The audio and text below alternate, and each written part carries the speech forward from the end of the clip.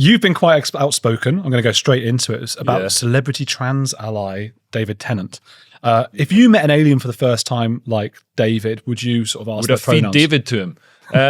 Yeah, with the pronoun thing. I mean, I can't even remember what David Tennant. He was having a beef with J.K. Rowling, and basically David Tennant's got a trans kid. So Is that true?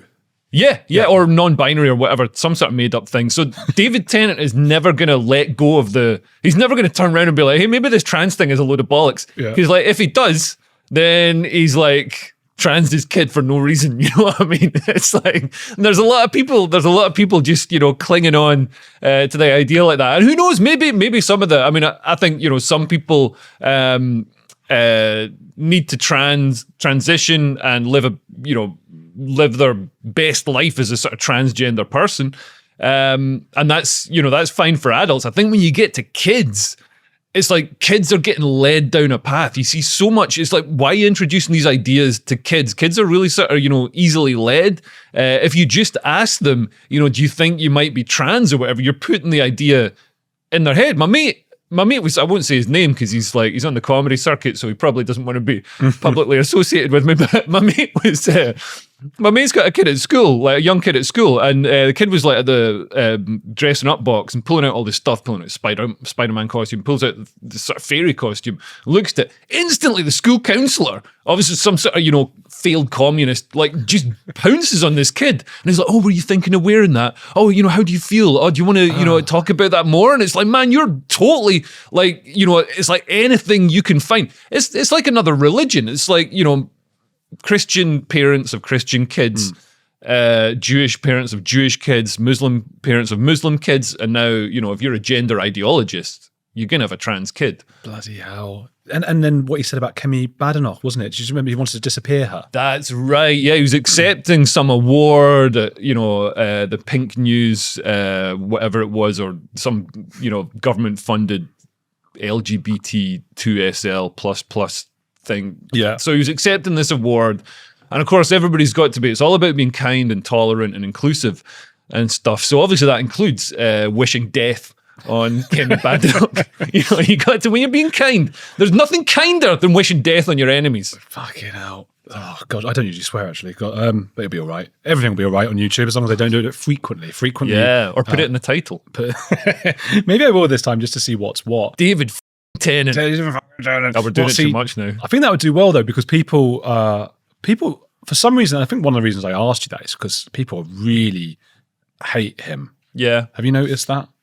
Yeah, there's a lot of sort of craziness on both sides, with the trans rights activists. I mean, I think, you got people who, like, a lot of the trans rights activists might not be genuine trans people. They're just people that are not that mentally well and sort of seen this as a sort of outlet or, something that makes them feel special. And that's, why they've sort of latched onto that thing. But on the other hand, you've got all these like gender critical feminists, and they're not always the most well balanced people. Sorry, ladies.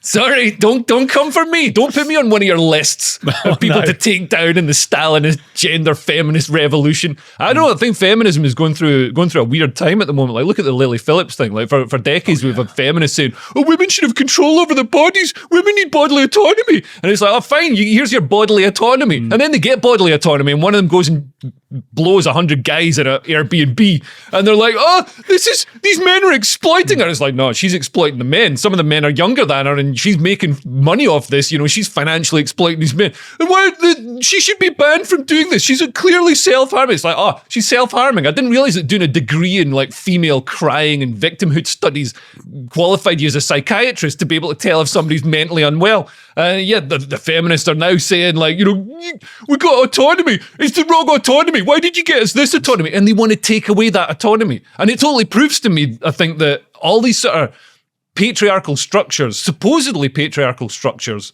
are all created and sustained by women. All these women, like Julie Bindel writing in The Spectator, all these feminists want to control women's bodies to stop them doing this sort of gonzo prostitution or OnlyFans or whatever, because they think it's not proper. And there's so much to unpick there. There's so many imbalances between men and women, because gay guys go down to the sauna and can do it, and nobody says, "Oh, you're unwell." You know what I mean? You'd be deeply homophobic if you said that. This is just guys expressing their sexuality the way they want. But if a woman does it, well, if a middle class woman like Lily Phillips does it, you know what I mean? Then all of a sudden, she's mentally unwell. She needs to be stopped for her own good. Man, don't do things for people's own good.